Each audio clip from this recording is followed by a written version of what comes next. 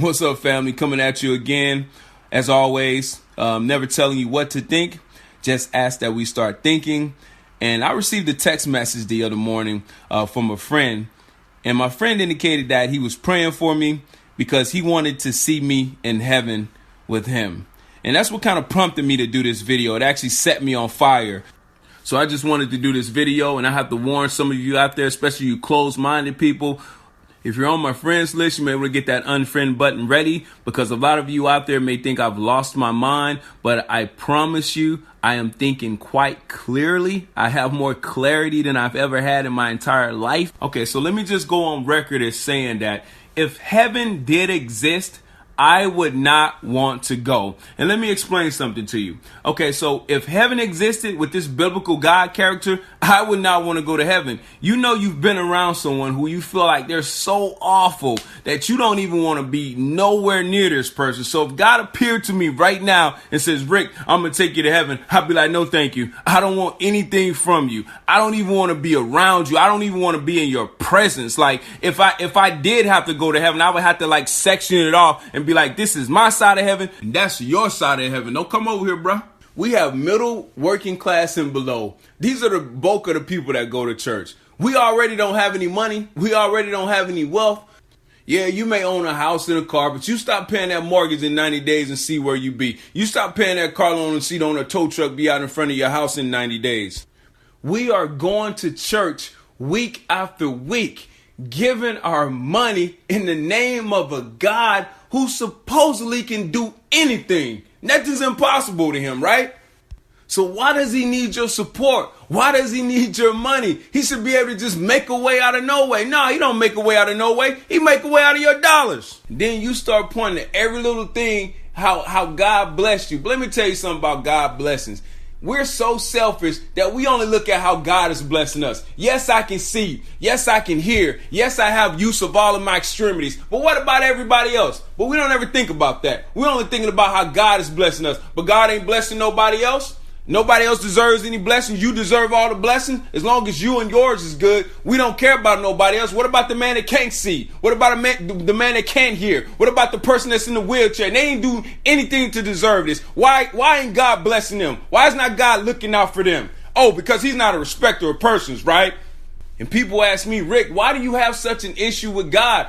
It's not for me. I don't have an issue with God with anything that's happened in my life. But it's not about me, because I'm not a selfish person. I'm not going to be like, as long as I'm good, I don't care about everybody else. I'm more upset with God for the things that's wrong in the world, while other people's lives are in turmoil, while other people's lives are being decimated.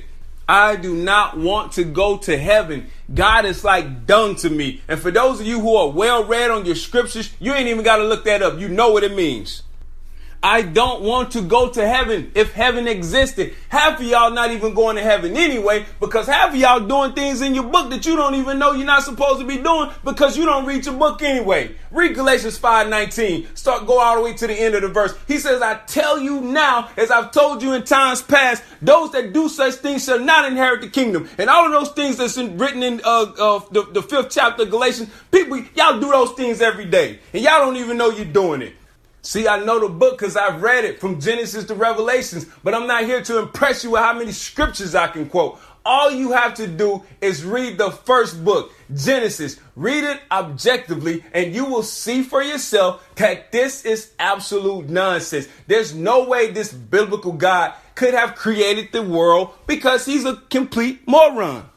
So if heaven did exist, I would not want to go. I don't want to be anywhere near the invisible man. I don't pray to him. I don't ask him for anything, because if he give you something, he'll take it away. He's so jealous. If I wanted a 2018 vehicle, he's so jealous I might end up with a 1994 Ford Escort or something. You don't have any other type of relationship that you have with this God character, right? If anyone else was causing you pain, if anyone else was causing you suffering and affliction and breaking you down to build you up and tearing you down emotionally, anyone that you speak with would tell you to sever that relationship. But not with this God character. He does anything he wants to do to you, and you take it.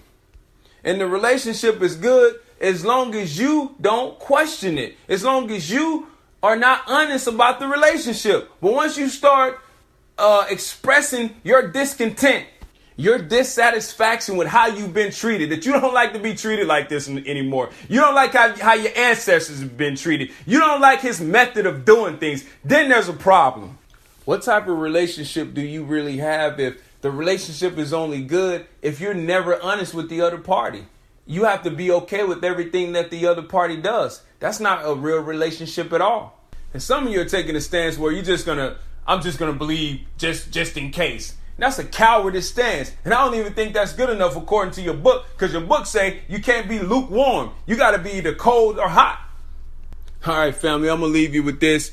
If God's will was for none of us to perish, he would just take us all to heaven right now. If heaven was such a wonderful place and it existed, he would just take us all to heaven right now. It's got to all end one day. Forget all the nonsense. Forget all the suffering and the going through trials and tribulations. If it's not in your will, because people are perishing every day.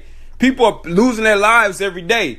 And according to this book, they're losing their souls every day. So it's not in your will. Just take us to heaven. So that it's a trap, man. You gotta see that it's just a trap. When you gotta die to get a reward, that's a trap, man. Let me give you the keys to immortality, and I'm out of here. You remember the movie Troy, when he had that conversation with his mother, and she told him, if you get on that ship and you sail, you ain't never coming back. But she said, you're going to get the glory where they're going to write stories about you for thousands of years, and your name will live on throughout the ages. While you're here, while you're on this earth, you have to do something significant to where when you're gone, people will still be talking about you. Your name will still come up. They'll build statues in your honor. Your name will ring out through the ages.